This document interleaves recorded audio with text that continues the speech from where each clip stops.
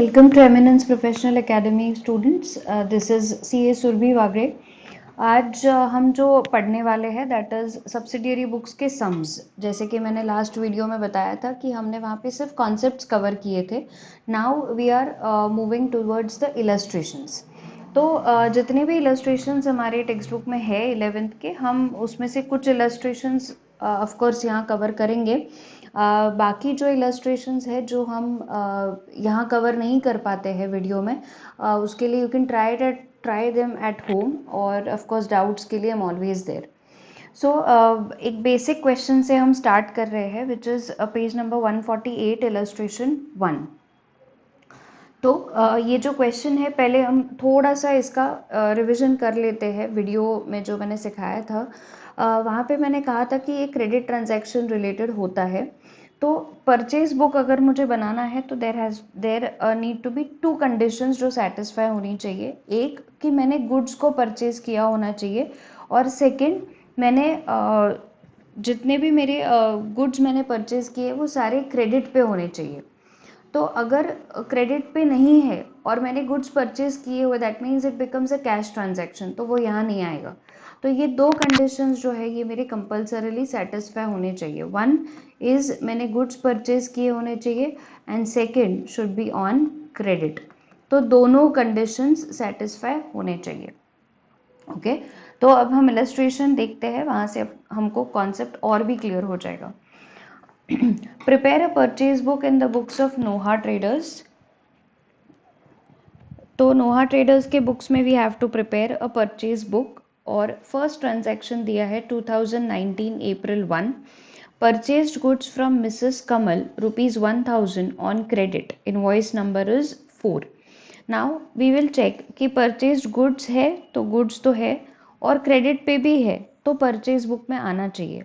That's it. हमको यही check करना है कि दोनों कंडीशंस फुलफिल हो रहे हैं या नहीं. तो अब फुलफिल हो रहे हैं तो हम यहाँ लिख देंगे. Firstly we will write the date 1 April 2019. The name of the supplier is Mrs Kamal, वो लिख दिया मैंने यहाँ पे. Invoice number they have given me already 4. LF में हम वैसे भी कुछ नहीं लिखते, और अमाउंट आएगा 1000. तो मेरा फर्स्ट ट्रांजैक्शन कंप्लीट हो चुका है. Now second 4 April, purchased goods from Sakshi for cash ₹500. तो गुड्स तो है लेकिन क्रेडिट पे है नहीं है, तो हम ये एंट्री यहाँ पे बुक नहीं करेंगे. हम परचेज बुक में कुछ नहीं लिखेंगे. हम इसका एक नीचे नोट डालेंगे जो मैं बाद में लिखवा दूंगी. You can write it down. तो समझ में आया? जैसे गुड्स है लेकिन कैश में है तो यहाँ नहीं आएगा. किधर आएगा फिर? कैश बुक में आएगा, क्योंकि परचेज फॉर कैश है. Okay yes. Next, purchase machinery from machinery tools company on credit. अब क्रेडिट पे तो है लेकिन गुड्स है क्या? गुड्स तो नहीं है, क्योंकि हमने मशीन परचेज की है, हमने एसेट परचेज किया है, हमने गुड्स परचेज नहीं किए हुए. तो अगेन ये भी ट्रांजैक्शन यहाँ पे नहीं ले सकते हम, क्योंकि यहाँ पे गुड्स का कंडीशन फुलफिल नहीं हो पा रहा है. इसके लिए भी we will put a different note to it, हम बाद में लिख लेंगे. Next is purchased goods from Saurabh on credit. आएगा तो ऑफकोर्स आएगा, क्योंकि गुड्स भी है और क्रेडिट पे भी लिए हुए. तो 8 April का एंट्री नोट डाउन कर लेते हैं. 8 April 2019, नाम है सौरभ, इनवॉइस नंबर है 10, and amount is 2000. Now next, purchased goods from Aishwarya on credit. Same transaction है, ये भी आना ही चाहिए बिकॉज गुड्स है और क्रेडिट पे भी है, तो दोनों कंडीशन सेटिस्फाई हो रहे हैं. तो I will put this into the purchase book.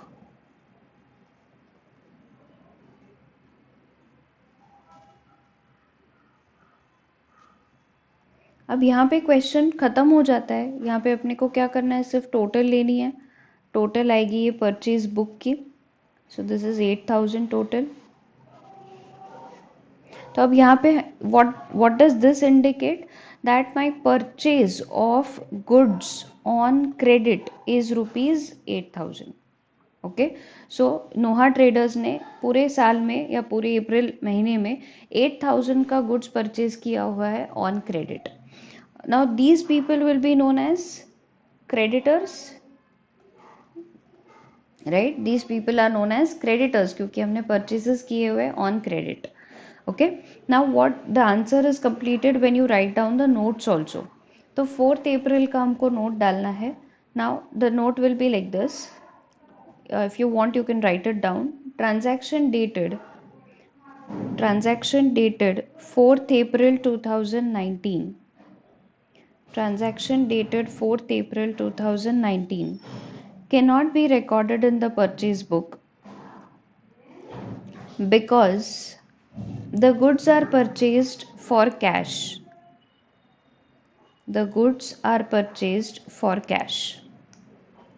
And note number 2, transaction dated 5th April 2019. Transaction dated 5th April 2019 cannot be recorded in purchase book. Cannot be recorded in purchase book since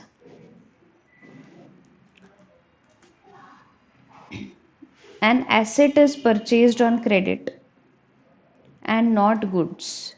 Since an asset is purchased on credit and not goods. Okay, full stop. Now just for clarification purpose, ये जो 5th अप्रैल का entry है वो कहाँ जाएगा? Cash book में तो जा ही नहीं सकता क्योंकि क्रेडिट पे परचेज किया हुआ है. यहाँ नहीं आएगा क्योंकि गुड्स नहीं परचेज किए हुए, और बिल का तो कोई सवाल ही नहीं उठता.